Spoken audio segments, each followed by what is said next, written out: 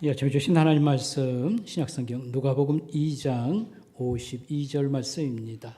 누가복음 2장 말씀입니다.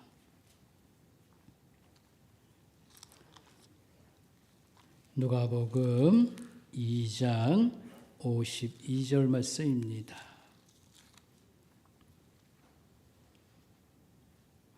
예수는 지혜와 키가 자라가며 하나님과 사람에게 더욱 사랑스러워 가시더라. 아멘. 이 시간 우리 성가대가 나와서 하나님께 찬양을 드리고 또 끝나면 이어서 영상으로도 한번 또 이렇게 하나님께 영광을 올려주시기 바랍니다.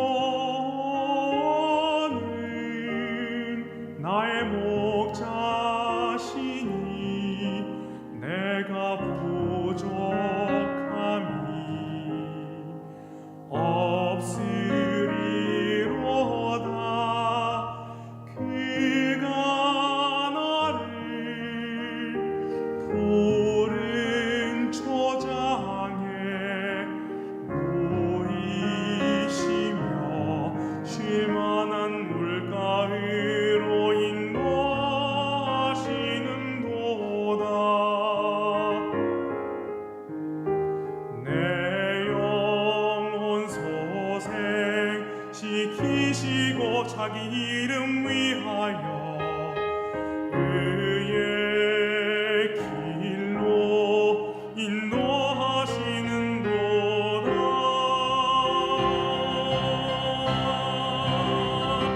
내가 사망의 음침한 골짜기 다닐지라도 해를 두려워하는 주께서 나와 함께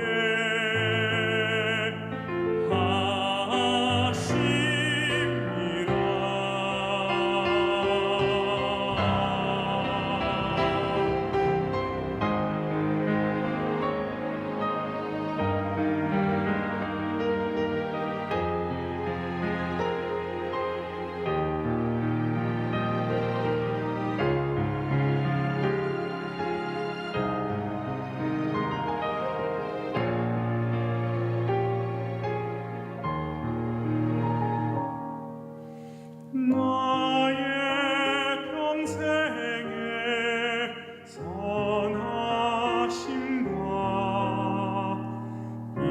인자하심이 나를 따르리니 내가 여호와 집에 영원토록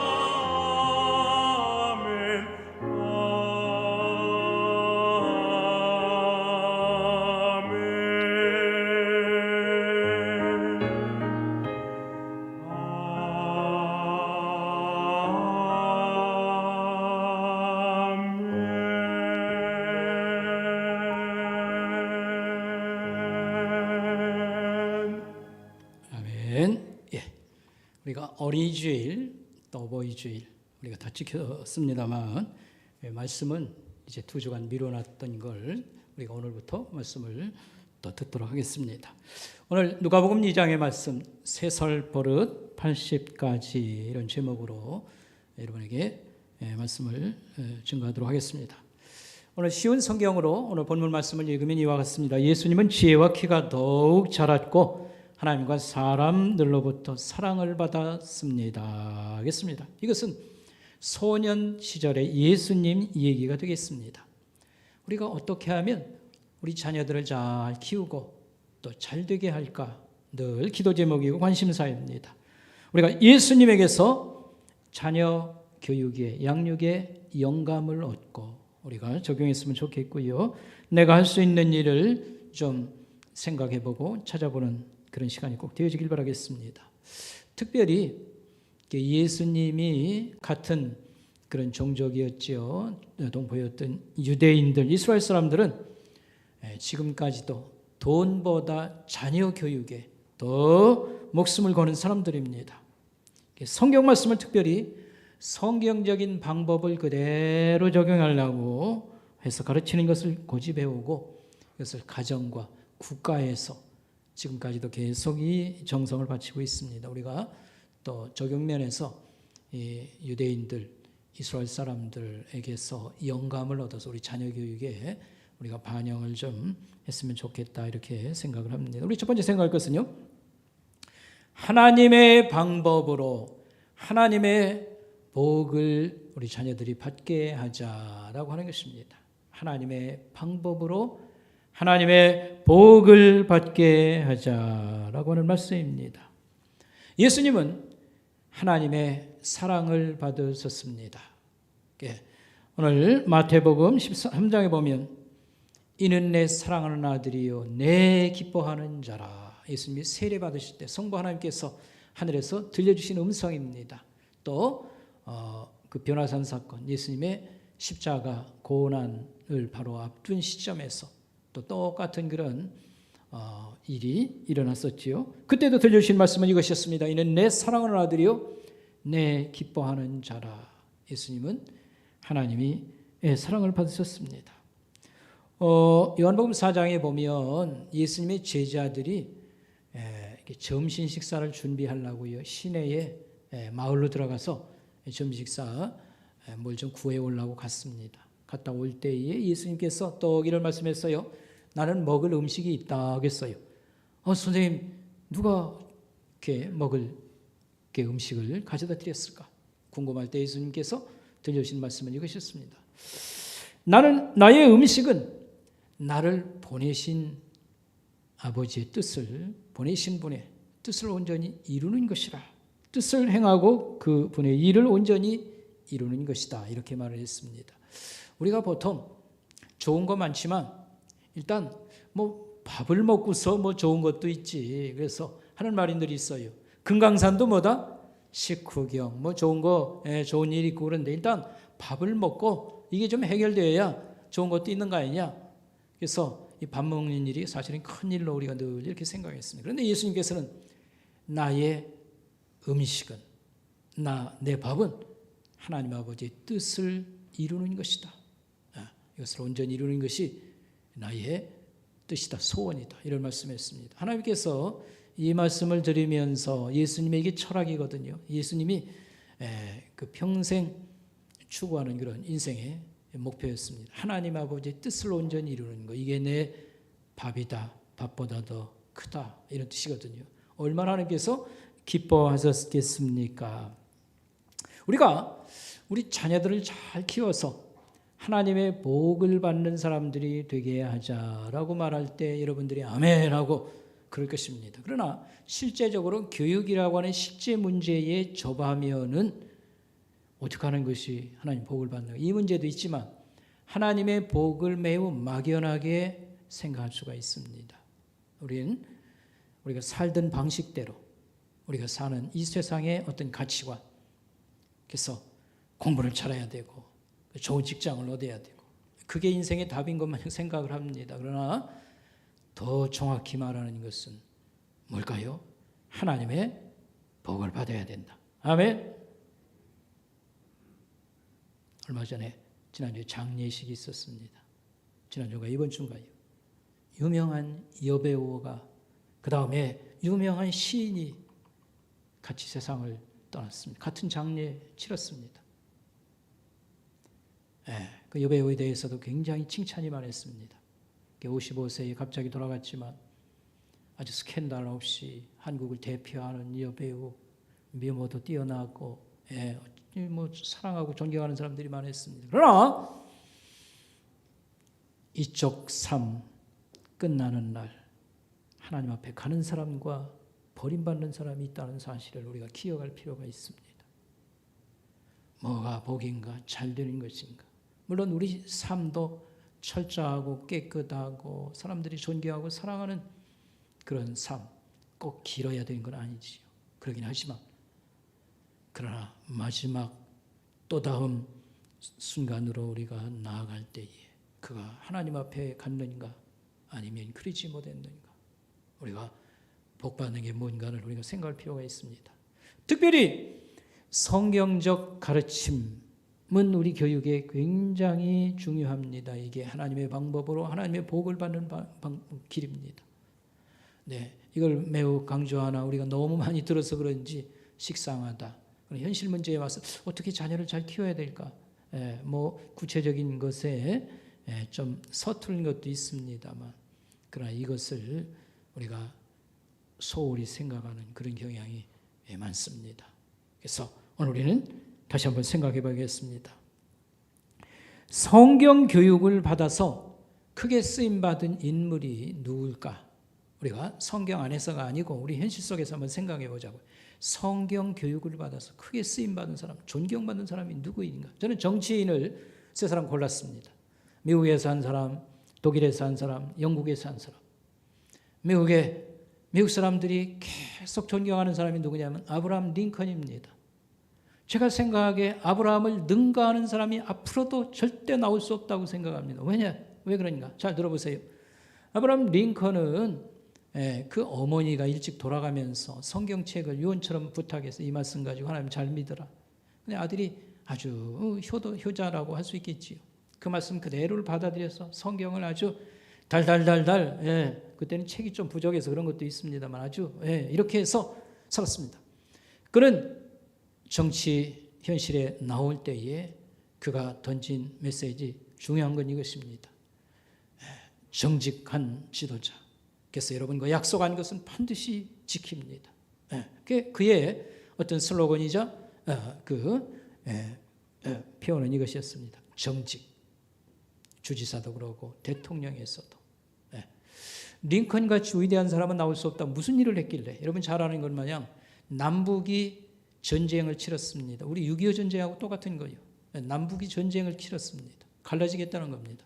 그걸 갈라지지 않도록 했습니다. 통일을 끝까지 잡아맸습니다. 미국이 남북으로 지금 나눠지지 않은 것은 아브라함 링컨 덕입니다. 그 다음에 노예를 해방한 것. 여러분 노예라고 하는 사람들은 봉급을 주지 않고 부려먹는 사람들입니다. 사다가요. 인간 세상에 이런 일이 있어서는 안 되겠지요. 사람으로 대접을 해줘야 되는데 그냥 봉급을 안 주고 그냥 집에서 그냥 밥만 주고요. 부려먹고 사는 겁니다. 자식이 나면 또 재산이 하나 는 거지요. 이게 있을 수 있는 일입니까? 노예를 해방하라. 예수 믿으면서도 이론은 좋지만 당장 공장을 움직이고 여러분 생각해 보십시오. 그 다음에 농장을 움직이려면 사람이 필요한데 돈 안 주고 임금도 안 주고 그냥 사람 부려먹으면 이것같이 큰 재산이 어디 있습니까? 그거 해방하겠어요? 지금도? 노예 해방은 거의 불가능한 것이라고 봐도 틀림이 없습니다. 인간이 얼마나 이기적인데. 노예 해방을 이뤄냈습니다. 앞으로도 살다 보면 무슨 위기를 만날지 모르겠습니다만 이런 지도자가 또 나올 수 있을까? 그래서 인간적으로나 여러 면에서 미국 사람들은 에브라임 링컨을 최고로 치지요. 자, 그 다음에 요즘 사람 앙겔라 메르켈 독일의 총리를 이렇게 맡은 분입니다. 이 사람은 그 정치의 어떤 슬로건이라는 것은 연합, 화합을 중시했습니다. 대화와 타협, 포용 이런 걸 그래서 화합의 리더십을 이룬 사람 그렇게 했습니다. 그래서 그의 독일 국민들이 얼마나 그를 또 신뢰하고 인기가 많았는지 16년간 지도자 노릇을 할 때 16년간 총리 노릇을 할 때 한 번도 50% 밑으로 내려간 일이 없습니다. 그만둘 때에도 64%인지 그 정도 인기를 갖고요. 독일 국민들은 그를 향해서 어머니 리더십, 무띠라고 해서 굉장히 환호했습니다. 요즘 우크라이나 전쟁 때문에 또 많이 좀 깎아졌어요. 왜냐하면 EU 가입을 독일하고 프랑스가 또 노했기 때문에 요즘은 좀 욕을 먹습니다만 그건 또 별도 문제고요. 어쨌든 이는 목사의 딸입니다. 성경을 잘 배우고 그 다음에 이 성경적 가치를 국가 경영에 잘 활용한 그런 사람입니다. 영국 사람 여러분 마가렛 대처 같은 경우 역시 저는 거기다 원칙주의라고 써놨습니다만 내용은 이런 것입니다. 이 2차 대전 이후에 나라가 영국이 어려워졌습니다. 이 복지를 확대를 시켜가지고 과잉 복지로 인해서 일을 좀 덜 하려고 그러고요. 나라에 기대서 먹으려고 하는 그런 사람들이 많이 생겨났습니다. 그래가지고 대처의 연설은 이것이었습니다. 여러분 현명한 가정주부는 수입한 만큼 돈을 쓰고 가정을 잘 꾸려가지 않습니까? 그런데 어떻게 이 나라는 맨날 적자입니까? 한 가정주부도 가정을 이렇게 잘 꾸려가는데 어떻게 이 나라는 맨날 적자입니까? 해가지고 우리는 빅토리아 시대로 돌아가야 됩니다. 빅토리아 여왕은 영국이 소위 대양제국 가장 부강한 그런 때거든요. 그때의 나라의 국민의 모든 그런 삶의 윤리라고 하는 것은 청교도 정신을 그대로 이렇게 했던 것입니다. 그걸로 돌아가자 해가지고 여러분 일하십시오. 근면, 소박, 절약, 가정에서는 그 철저한 그런 도덕적인 삶을 이렇게 실현하는 거, 이렇게 했던 것입니다. 그래서 쉽게 말하면 근본으로 돌아가자는 거예요. 어떻게 일을 않고 뭐 나라 기대서 뭐 이렇게 살라고 그렇게 합니까? 여러분 절약하고 또 부지런히 일하고 자녀를 잘 교육시키고 이거 매우 기본적인 거 아니겠습니까? 그게 잘 안 된 거예요. 우리나라 역시 이런 부작용들이 좀 나타납니다. 그래서 이번 대통령도 글쎄 모르긴 모르겠습니다. 작은 정부라든지 뭐 여러 내놓는 것이 마그렛 대처를 좀 이렇게 생각하고 그렇게 하지 않는가 생각. 어쨌든요, 마가렛 대처 같은 경우요, 그 장로님 딸이에요. 아버지라든 신앙이 아주 철저했습니다. 그런 식료품 가게를 했습니다. 작은 식료품 가게를 했는데 주일날 문 닫는 건 말할 것도 없고요. 이 감리교회를 다니고 있었는데 마가렛 대처는 아버지가 신앙이 철저하고 가족들이 그러니까요, 저녁 예배, 교회 가서 저녁 예배 드리는 거 뭐 늘 일상입니다. 철저하게 하나님의 말씀 가지고 살고 그렇게 하더니만 성경적 가치관을 가지고 나라의 그 어려울 때에 원칙을 내세우고 이걸 강력하게 밀어붙였지요. 그래서 철의 연이라고 하는데 뭐 때문에 철인가 하면 우리가 근본으로 돌아가자는 원칙을 우리가 지키자, 이런 것이었습니다. 그래서 여러분 성경을 잘 배워서 우리가 살아갈 때에 가정을 잘 이렇게 꾸릴 수 있고요. 우리가 어떤 직장이라든지 또는 나라의 지도자로 이렇게 나갔을 때에도 이런 기본을 잘 이렇게 활용하면 하나님이 또한 복을 주시고 또 새로운 시대에 쓰임받는 인물이 된다라고 하는 것입니다. 우리 자녀들이 하나님의 복을 받게 하자. 하나님 말씀을 잘 배워서 이렇게 우리 기본이 튼튼해야 됩니다. 어디다 갖다 놔도 이렇게 정직하고 또 열심히 믿을만 하고요. 그래서 뭐 사장님이 자꾸 붙잡으려고 하고요. 쟤는 주목해야 된다. 저 직원은 주목해야 된다. 이렇게 인정받는 이거 별로 어려운 게 아닙니다. 성경적 가치관을 우리가 배우고 삶에 적용하는데 나온다고 말할 수 있겠습니다. 두 번째로는요, 자식이 잘 되기를 아무리 소원해도 소용없어요. 나부터 시작해야 됩니다. 너부터 하라고 해봐야 소용이 없습니다. 뭐부터 시작하자고요?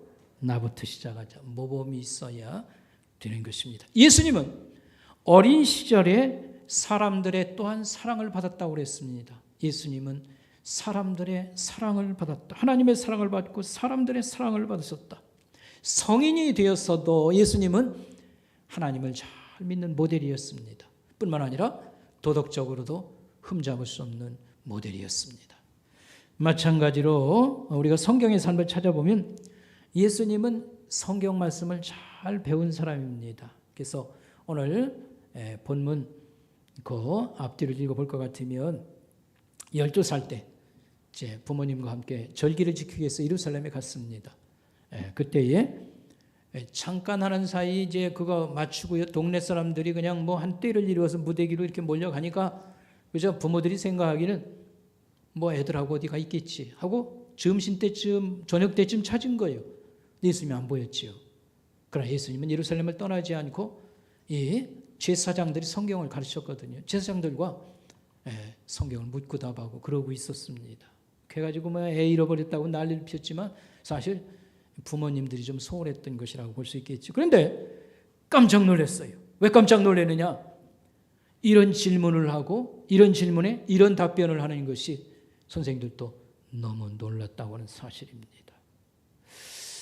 여러분, 이제 저희 집에 그 손녀들이 만 한 이제 세 돌 이제 3살 정도인데요. 그 한국 나이로 말하면 뭐 4살도 있고 5살도 있고 그렇습니다. 그런데 이제 깜짝 놀랐다 하는 게 뭐냐면 이런 상황에서 이런 단어를 쓸 수 있다고 하는 거, 보통 뭐 애들이 하는 말이 있고 어른들이 하는 말이 있지 않습니까? 근데 이런 상황에서 이런 단어를 쓸 때는 깜짝 놀라요.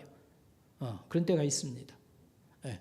그래서 이렇게 애들한테 함부로 말해서는 안 된다 이런 것도 느낄 때도 아직은 뭐 그런 걸 못 느꼈습니다만 참 이런 말을 이런 상황에서 쓸 수 있을까라고 하는 이런 때가 있는 것을 보고 깜짝 놀라는데 예수님이요. 이 성경 선생들 앞에서 묻고 거꾸로 물을 때 이런 답변을 하고 그러니까 하나님 말씀을 잘 배우셨다 이런 걸 알 수 있고요. 그 다음에 성경은 그 이후에 어떻게 그는 살아갔을까 이렇게 말을 합니다. 부모님을 순종하여 잘 받드셨다 이렇게 성경은 말을 하고 또 예수님 더 이상 뭐 많은 얘기를 성경은 담지 않습니다만 그 가정을 보면 가난하게 출발을 한 가정이거든요. 어렵고 힘든 그런 상황 속에서도 다른 뭐 얘기가 없는 걸 보면 잘 견디고 또 그 인생을 잘 살아냈다 이런 걸 우리가 볼 수 있습니다. 우리의 귀감이다, 모델이다 말할 수 있습니다. 여기서 칼 빗대라고 하는 분을 한번 여러분에게 간단히 소개하면 칼 빗대 암송을 여러 번 하면 돼요. 갈빗대 그죠? 한국말 갈빗대 칼 빗대라고 하는 사람 독일 사람입니다. 이 사람은 독일의 시골에서 목회를 한 그런 분인데 왜 유명하냐면요. 이 미숙아로 태어난 아이를 잘 돌봐가지고요. 유명한 독일에서도 천재 법학자를 키워낸 사람입니다. 그래서 그 아들은 16살 때 벌써 대학 교수가 되었어요. 천재 법학자. 지금도 영재교육의 아버지 하면 누구? 칼 빗대라고 합니다. 영재교육의 아버지 누구라고요? 칼 빗대. 그 옛날 사람. 지금 한 200년 됐어요. 그러나 칼 빗대 책은 올해도 여러분 번역되어서 나왔습니다. 칼 빗대의 뭐 공부법 해가지고요. 그래서 이제 여러분 청년들도 이름을 기억할 필요 있어요. 칼 빗대라는 사람이 어떤 사람인가? 200년 전 사람. 뭐 요즘 우리 한국 교육 실정에 무슨 도움이 된가? 아닙니다. 칼 빗대의 자녀 교육은 우리가 주목해야 됩니다. 이 사람은 여러분 그 페스탈로치라고 알지 않습니까? 스위스의 근대 교육의 아버지, 교육의 아버지를 존경하는 사람. 이 사람은 철저하게 성경을 가르치고 성경적 그런 교육을 강조했던 아주 우리가 배워야 될 분입니다. 그 시대의 사람입니다. 그래서 페스탈로치도 칼 빗대를 인정하고 훌륭한 분이라고 이렇게 했던 사람입니다. 그런 이런 말을 했습니다. 아이를 행복하게 키우려면 부모가 먼저 뭐 해야 된다? 행복한 사람이 되어야 된다 하겠습니다. 부모가 행복한 사람이 되지 않고 뭐 행복한 자녀를 키우려고 하는 것은 불행을 가르치는 거다. 어린아이라고 여러분 모르는 게 아니면 다 압니다. 그래서 자기는 행복하지도 않으면서요 계속 뭐 행복한 척 해가지고 뭐 가르치는 건 불행을 가르치는 거다. 이렇게 말을 했고요. 아이에게 가르쳐야 할 것은 지식만 가르칠 것이 아니라 행복하게 살아가는 법, 행복을 가르쳐야 된다. 이런 말을 했습니다. 그리고 내면이 튼튼하고 인성이 바른 아이를 키우려는 방법은 부모가 먼저 내면이 튼튼하고 인성이 바르면 된다. 이것은 이지성 작가. 이 사람이 뭐한 사람이냐? 칼 빗대 연구하는 사람입니다. 그 얘기가 그 얘기예요. 그 다음에 칼 빗대가 이렇게 말했어요. 나는 아들을 무슨 천재로 뭐 양육하려고 이런 게 아니고 한 행복한 아이. 왜냐하면 날 때 뭐라고요? 미숙아로 났어요. 모자르는 아이로 태어난 겁니다. 그래서 나는 이 아이를 한 사람으로 잘 키우길 원했다. 그죠? 행복하고 그죠? 명랑한 아이로 잘 여기 아빠의 소원이 이거였고 여기다 목적을 두었다. 이렇게 말을 했습니다. 그리고 또 이 공부가 일이 되지 않도록 노동이 되지 않도록 했다. 경계했다. 이렇게 말했습니다. 이 말은 뭐냐면 일하면 힘든 것을 얘기합니다. 여러분 농사라든지 직장생활 해봐서 압니다만 힘없이는 안 되는 거고요. 힘든 겁니다. 힘들고 지겹고 그래서 공부가 힘들고 지겹게 시켜서 안 되고 그래가지고 되는 게 아니다 이 말입니다. 자기는 조교교육을 시켰음에도 2시간 이상 공부시키지 않는 것이 규칙이었다고 말을 했습니다. 어쨌든 우리가 이 사람 강조점, 이렇게 부모가 먼저다라고 강조한 점입니다. 세 번째로요, 3살 버릇 몇 살까지 간다? 8까지 간다. 3살 버릇 80살 되기까지. 그러니까 우리가 기본적인 어떤 좋은 습관을 만들어주면 평생 그걸 가지고 잘 활용하는 그런 어떤 교육을 우리가 생각해 보면 좋겠습니다. 여기서 습관 문제입니다. 예수님의 습관은 기도와 성경에 대해서 능통하신 분, 우리가 이렇게 생각하면 되겠습니다.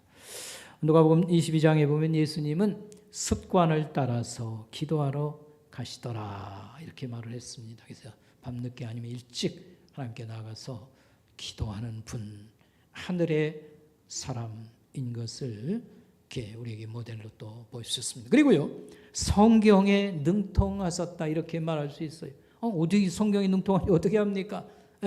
뭐 무조건 예수님은 능통하다고 하면 됩니까? 아까 그랬잖아요. 오늘 본문에 보니까 그 앞쪽에 보면 어떻게 했냐면 12살 때 절기를 지키러 가가지고요, 성경을 묻고 답하는데 놀랬다고 사람들이 이렇게 얘기를 했고요. 그 다음에 마가복음 12장에 보면요, 그 부활을 못 믿는 사람. 근데 초신자나 새신자가 부활을 잘 못 믿겠습니다 하면 괜찮은데, 여러분 기가 막힌 건요, 대제사장이, 제사장들이 있지 않습니까? 이런 얘기를 했어요. 사두개 사람들이 제사장 노릇을 하는데 우린 부활을 못 먹겠습니다. 못 믿으면 할 수 없는 거지 뭐. 근데 이 사람들이 요즘으로 말하면 예배를 인도하고 뭐 이런 사람인데 노골적으로, 아니 창세기부터 창세기 출애굽기까지 신명기까지 이 5책을 거론하면서 거기 부활이라는 말이 어디 나오냐. 예수님한테 돼지게 혼났어요. 너희가 성경도 모르고, 마가복음 12장에 성경도 몰라서 그렇다. 예수님은 딱 이렇게 말했어요. 하나님이 자신을 소개할 때 나는 아브라함의 하나님이요 이삭의 하나님이요 야곱의 하나님이다. 이 아브라함, 이삭, 야곱은 3대예요. 할아버지, 아버지, 아들 3대예요. 근데 하나님이 나는 아브라함의 하나님이요 이삭의 하나님, 야곱의 하나님이라. 그게 부활하고 무슨 관계가 있습니까? 그들이 다 살아있다. 그거 잘 따져봐. 문법적으로도 현재형이야. 할 말이 없지요. 야, 어떻게 그걸 가지고 부활을 다 얘기할 수 있는가? 성경 완전 박사 능통한 거지. 그 다음에 누가복음 24장에 보면 부활한 다음에요, 예수님이 부활을 못 믿어 해서 난 손 만져봐야 된다 하는 사람은 손바닥을 뒤밀었어요. 만져서 확인해봐라. 옆구리 한번 만져서 확인하라. 그 다음에 여기 생선 구운 거 있으면 가져와라. 먹어서 보여주었습니다. 그러면서 성경을 가지고 설명했어요. 그건 사실 우리를 도와주는 거나 마찬가지예요. 이게 성경 말씀이 어떻게 이루어졌는가, 성경 말씀이 구세주 메시아에 대해서 어떻게 예언하고 이게 이루어졌고 이루어져야 되는가, 이걸 쫙 설명을 이렇게 하셨습니다. 성경에 능통하신 분 그랬습니다. 우리가 이제 적용을 할 것인데, 우리가 자녀 교육에 있어서 뭘 어떻게 기본적인 걸 잘 이렇게 해주면 좋을까라고 할 때에 어쨌든 기도하는 생활과 하나님 말씀을 읽고 배우는 이런 습관을 키워주는 것. 근데 여기서 중요한 것은 나서 이 엄마 품에 있을 때부터 유대인들은 성경 그대로를 이렇게 했다는 겁니다. 이게 중요한 것입니다. 여기서 우리가 영감을 얻고 배울 건 좀 배우자라고 하는 것입니다. 거부 반응을 여러분 느낄 필요는 없습니다. 어제도 우리 딸이 타이핑을 이걸 하면서 이런 얘기를 해요. 아니 왜 유대인 예수 안 믿는 유대인에게서 왜 영감을 받으려고 이렇게 하느냐. 얼마든지 다른 그런 모델이 있는데 맞습니다. 그러나 성경이 시키는 그 방법을 그대로 이렇게 적용하려고 했다는 게 우리가 배워야 될 점입니다. 그리고 무조건 다 유대인은 실패한 족속들, 우리가 배울 게 없는 사람, 그렇게 봐서는 안 됩니다. 로마서를 읽어봐도 유대인들의 회심을 이렇게 하나님의 계획 속에 사도 바울은 얘기를 했고, 그 다음에 실제로 하나님 백성으로 실패한 케이스임에도 틀림없는 거지만 그 중에도 남은 자들은 구원을 받게 된다는 그런 말씀이라든지, 지금의 이스라엘 사람 가운데 예수 믿는 사람들이 계속 늘어나고 있어요. 메시아닉 주라고 그래가지고요. 예. 우리가 그 사람들에게도 배울 게 많습니다. 주일날 예배를 4시간씩 들려요. 늦게 믿어서 그런지 그냥 난리요. 예. 예. 그래서 어쨌든 유대인들은 하루에 3번씩 기도를 합니다. 아침 기도가 있고요. 아침에 일어나서 아침 기도가 있고요.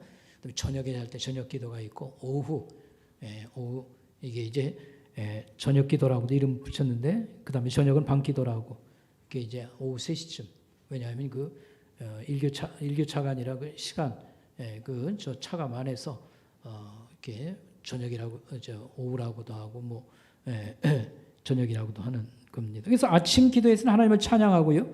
그 오후 기도에서는 자신을 반성하고 성찰하는 기도를 합니다. 밤 기도에는 또 미래를 위한 그런 기도를 드린다. 이렇게 크게 분류할 수 있습니다. 구체적으로 어떻게 하는가 우리가 좀 참고할 필요가 있습니다. 그들이 밤 기도할 때 어떤 방식으로 하느냐면요. 시편 78편을 읽어요. 38절 39절 말씀을 읽고 그 다음에 감사의 그런 공동 기도문을 읽는다. 이렇게 보면 좋겠습니다. 그래서 여러분이 그걸 한번 쭉 집에 가서 한번 잘 한 번 더 읽어보시길 바라겠습니다. 이 감사와 찬양 기도. 그 다음에 하루를 반성하는 개인 기도를 하는 것입니다. 여기서 한 가지 이제 참고로 말씀드릴 것은 우리가 공동 기도문은 과거의 교회가 만들어서 성도들이 그걸 가지고 기도하도록 도와줬는데 지금도 이게 좀 참고할 필요가 있지 않는가. 지난번에 설교할 때 말씀드린 존 스타트 목사님이 이제 성공회인데 이걸 특별히 또 이렇게 지적을 하더라고요. 우리가 잘못하면 그 높으신 하나님 참 우리에게 너무 좋으신 하나님인데 그냥 뭐 이웃집 아저씨 대하듯이 그냥 뭐 깊은 생각 없이 있지 않습니까? 아무렇게나 얘기해도 뭐 되는 것 마냥 우리가 이렇게 되기 쉽다는 거지요. 그래서 잘 하나님 격식에 맞는 그런 공동 기도문 좋은 게 있다고 하면 그걸 기도에 그걸 읽으면서 내가 하는 것처럼 아뢰면 되지 않습니까? 그리고 이어서 자기 개인 기도를 이렇게 하는 거. 그래서 우리가 이제 기도를 계속 확대하고 여러분 도와드리도록 할 때에 과거 것들을 좀 이렇게 활용을 하도록 하고 뭐 우리 한국의 장로교회에서는 뭐 공동 기도점을 만들고 뭐 이렇게 써 보고한 건 없습니다만 다른 자료들을 좀 이렇게 했으면 좋겠다 이런 말씀을 드리겠습니다. 그다음에요 아침 기도. 아침 기도는 아이가 3살 먹으면 3살부터는 해야 됩니다. 의무적으로 어쨌든 아이가 3살 먹으면 이 기도를 가르칩니다. 그걸 갖다가 모대한이라고 하는데 나는 감사합니다로부터 시작을 하는 겁니다. 직역을 하면 내용은 이렇습니다. 나는 감사를 드립니다. 당신의 크신 사랑과 성실하심으로 나에게 생명을 허락하셨습니다. 애가 이렇게 길어갈 수가 없으니까 이걸 이제 문장을 만들어야겠지요. 요즘 말로 말하면 나는 감사를 드려요. 당신의 크고 변함없는 사랑으로 또 하루를 살게 하시니 감사해요. 이렇게 이제 아이에게 이걸 이제 암송을 시켜서 기도를 하라고 하겠지요. 근데 아침에 일어나자마자 그 침상에서 이걸 하는데 아직 손을 안 씻었고 양치질을 안 했기 때문에 하나님이라는 이름을 부르진 않아요. 못하게 해요. 일단 손을 씻고 양치질을 할 그 다음에는 하나님이라고 이렇게 부르지만 그러지 아니할 때는 여기 말한 대로 나는 당신 우리는 이런 식으로 말을 안 했기 때문에 부담 좀 이상하게 느낍니다만 이런 표현을 하는데 오늘도 크고 변함없는 사랑으로 또 하루를 살게 해주시니 감사합니다. 이렇게 하고 침상에서 내려오도록 하는 거지요. 그런가 하면 어른들은 이렇게 기도를 하는 겁니다. 어른은 어떻게 기도하냐면 4단계에 걸친데 첫째는 찬양의 기도문을 읽으면서 하나님께 마음을 담아서 드립니다. 그리고요 쉐마라고 하는 신명기 6장 4절 말씀을 암송을 하는 겁니다. 유일하신 한 분 하나님을 선포합니다. 우리의 마음과 뜻과 영혼을 다하여 사랑하라고 한 주님의 계명을 지킬 것을 맹세합니다. 들으라 이스라엘 주 우리 하나님은 오직 하나이신 여호와니라. 이 들으라는 이 동사가 쉐마라고 하는 겁니다. 그래서 쉐마 이스라엘, 주 우리 하나님은 오직 하나이신 여호와니라. 맨날 이게 최고의 신앙 고백이고 최고의 그들은 자랑이라고 생각합니다. 쉐마를 선포하고 18개의 축복의 기도를 그들은 하나님께 드리는 거예요. 이게 만들어져 있습니다. 그걸 하나하나 읽으면서 하나님 이루어지게 해주세요. 공동 기도문이죠. 그걸 좀 살펴보면요. 지혜롭고 지적인 사람이 될 수 있도록 지성과 지식을 오늘도 주세요. 지성과 지식을 내려주시는 당신은 복이 있나이다. 복되신 분입니다. 복의 근원이십니다. 이렇게 말합니다. 우리에게 지성과 지식을 내려주시니 감사를 드립니다. 회개와 겸손함으로 당신께 헌신하게 하옵소서. 회개함으로 우리 마음을 평안케 하시니 주님, 당신은 복되십니다. 우리 영혼을 고쳐주시고 치료해 주옵소서. 우리를 영원히 용서해 주시는 당신은 복이 있나이다. 이제 뒤에 거는 다 써놓으면 너무 길어지니까 그냥 축약을 했습니다. 이스라엘 백성 중에 질병과 고통에 놓인 자들을 구해달라고 기도하고요. 하나님 이슬과 비를 충분히 내려주시고 나라를 부강케 해 주옵소서. 흩어진 이스라엘 백성들을 모아주세요. 유대인들은 지금 여러 나라에 러시아부터 미국에 안 흩어진 데가 없습니다. 흩어진 백성들을 모이게 해주세요. 지도자가 재판을 공의롭게 하고 하나님을 두려워하고 자비와 긍휼로 정의가 회복되게 해주세요. 의를 행하고 거룩한 자들에게 자비를 베풀어 주세요. 예루살렘을 회복시켜 주시고 다윗의 시대의 영광을 회복시켜 주세요. 우리를 구원할 메시아가 속히 오게 해주세요. 메시아는 왔는데 그렇죠? 메시아는 왔지요? 근데 감사한 것은 지금 이스라엘에는 이제 미국에 살다가 예수 믿게 된 이 사람이라든지 유대인들이 본국에 와서 이제 전도를 하고 교회를 개척하고 그럽니다. 메시아닉 주.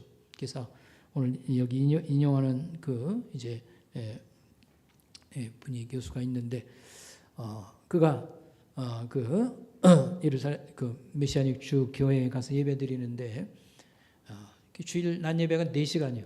1시간은 찬양, 1시간은 우리 마냥 통성기도 금요일 하면 1시간 하고 말씀을 2시간을 듣습니다. 그 늦게 믿어가지고 그냥 불붙은 경우지요. 너무너무 가슴이 뜨겁고요. 그래서 우리가 정말 본받아야 될 그런 점들이 좀 있습니다. 자, 악으로부터 내 입술을 지켜주시고 거짓말로부터 내 입술을 지켜주세요.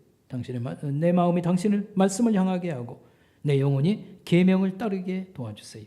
나를 거스려 악을 꾀하는 자들을 하나님 심판해 주세요.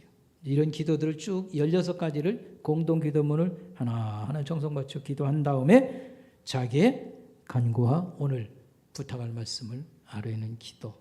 이걸 날마다 빠짐없이 합니다. 날마다. 그래서 습관이 중요하다 이런 말씀을 드리고요. 이제 마지막으로 요람 교육이라고 하는 건데 요람이 침대 아닙니까? 애가 침대에서 눕혀서 자기 전에 간단히 하나 말씀을 암송한다든지 성경 말씀 얘기를 들려준다든지 이렇게 하는 겁니다.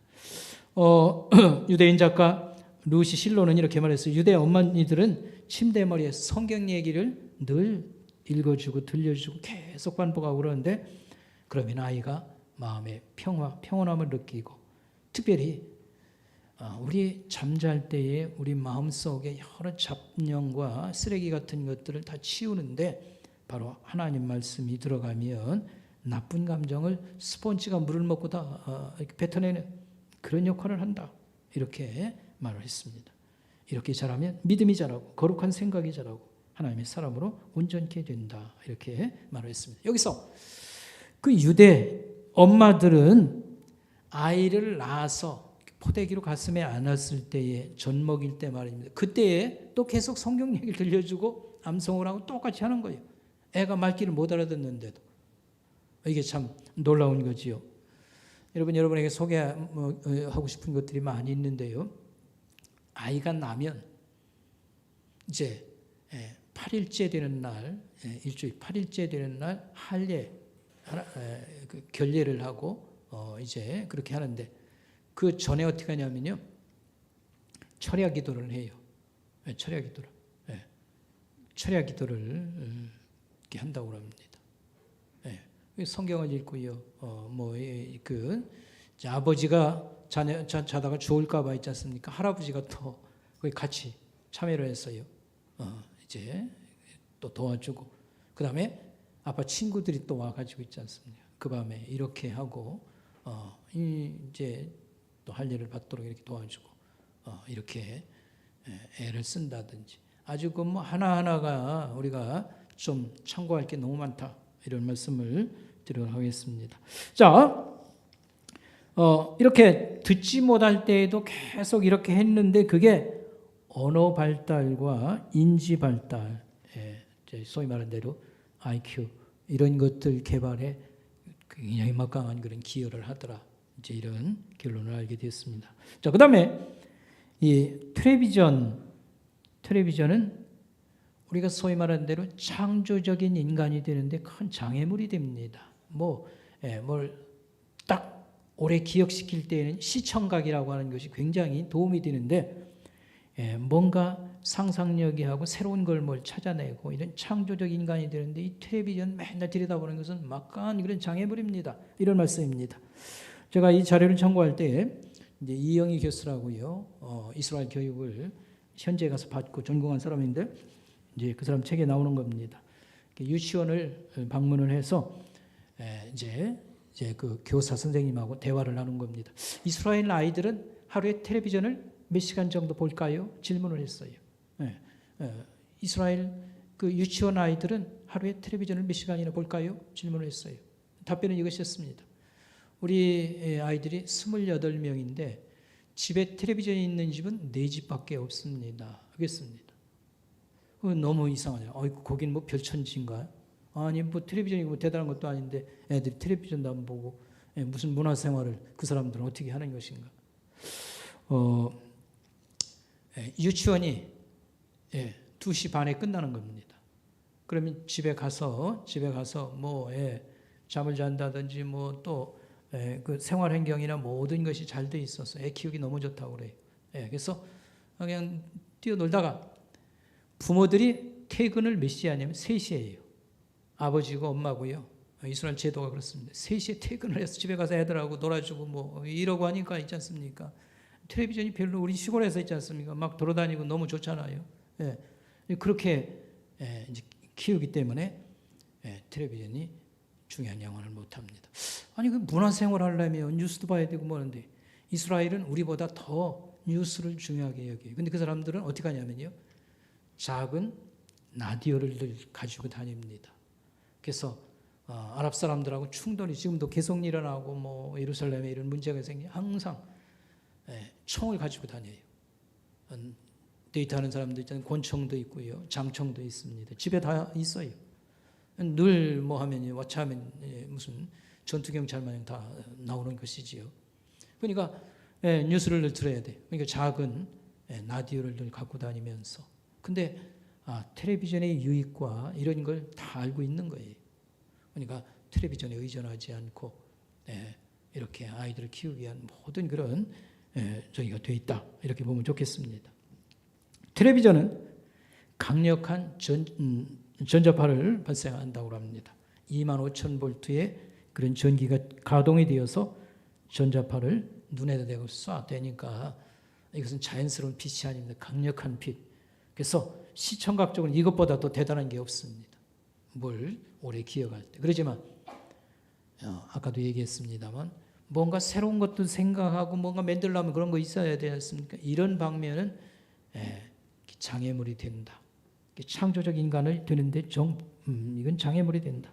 근데 창조적 인간, 상상력은 그런 힘은 어떻게 키워지냐면 글을 읽거나 이야기를 들으면서 이런 게 계속 만들어져 간다라고 하는 것입니다. 그리고 특별히 낮은 소리로 책을 읽어주면 집중력이 생긴다라고 하는 겁니다. 그러니까 낮은 소리, 잠자려고 하는 아이 앞에 뭐 크게 뭐 읽어줄 필요 없잖아요. 나지막한 소리로 엄마가 얘기를 잘 읽어주면 집중력이 생긴다. 이것은 라디오를 듣는 거, 이렇게 생음악을 직접 현장에서 듣는 것과 같은 효과가 있다. 집중력과 주의력을 키워준다라고 하는 사실입니다. 하여튼 참고하시길 바랍니다. 침대머리에서 이 아이에게 성경 또는 책을 읽어줄 때 주의할 점, 이야기를 들려주되 질문을 자꾸 하고 대화를 해서는 그래서 어떻게 잠자겠어요? 잠을 질문을 하지 말 것. 또 책을 고를 때는 애들이 읽어달라는 걸 읽어주기도 하지만 부모님이 좋은 얘기, 자기들에게 감동을 받았던 그런 것들을 적절히 선택해서 읽어주고 그 다음에 하룻밤에 다 읽어주려고 하지 말고 내일 읽을 걸 남겨놓고 우리의 쉐마가 있다고 하면 마태 22장 37절부터 40절입니다. 이걸 암송을 계속 시켜줄 필요가 있습니다. 하나님을 사랑하고 이웃을 내 몸처럼 사랑하라고 하는 그 말씀이죠. 암송할 때는 애만 암송시키지 말고 엄마도 아이 손을 붙잡고 같이 암송할 것. 그리고 잠자르거나 방에 불을 꺼주세요. 이렇게 했습니다. 우리 영아부가 아주 희망적입니다. 잘 모이고 그래서 이게 우리 교사들이나 책도 제공하고 같이 교육적인 그런 고민을 나누면서 살을 붙여서 잘 되돌아가고 주일학교에도 이걸 적용하고 이제 확대를 해서 좀 참고 우리 청소년들이나 교육에도 활용할 수 있도록 그렇게 저기를 하겠습니다. 어쨌든 우리 자녀에 대한 관심같이 큰 게 어디 있겠습니까? 그런데 이것은 그저 초등학교 다니고 요때까지가 아닙니다. 결혼하고 사회에 진출해서 우리 자녀들이 그 회사의 간부가 되고 또 나라의 어떤 그 공직자가 되었어도 부모들은 계속 기도할 필요가 있고 신앙적 지도를 계속 해줘야 될 필요가 있습니다. 아멘. 계속 해야 됩니다. 그래서 우리 성도들이 이 땅에 와서 행복했던 거, 우리 자녀 키우고 또 이렇게 살던 거 가장 추억으로 생각하는 건 이들이 이렇게 하나님을 사랑하고 이웃을 사랑하고 또 부모에게도 효도하고 아름다운 그런 사람들이 될 수 있도록 여러분들이 그런 소망을 가지고 계속 힘써 주시길 바라겠습니다. 기도하겠습니다. 하나님 아버지 하나님 감사합니다. 우리 자녀들을 통해서 하나님께서 다시 또 어떻게 하면 잘 할 수 있을까 생각하게 하심을 감사합니다. 우리가 신앙의 기본을 충실하게 우리가 먼저 살고 자녀들이 적용할 수 있도록 도와주시고 또 여러 어려운 문제들이 우리에게 있사오나 결코 낙심하지 아니하며 하나님의 큰 그런 인도하심과 축복하심을 끝까지 신뢰하고 하나님 우리 성도들이 다 힘쓸 수 있도록 도와주시길 바랍니다. 감사를 드리옵고 예수님의 이름으로 간절히 기도드리옵나이다. 아멘.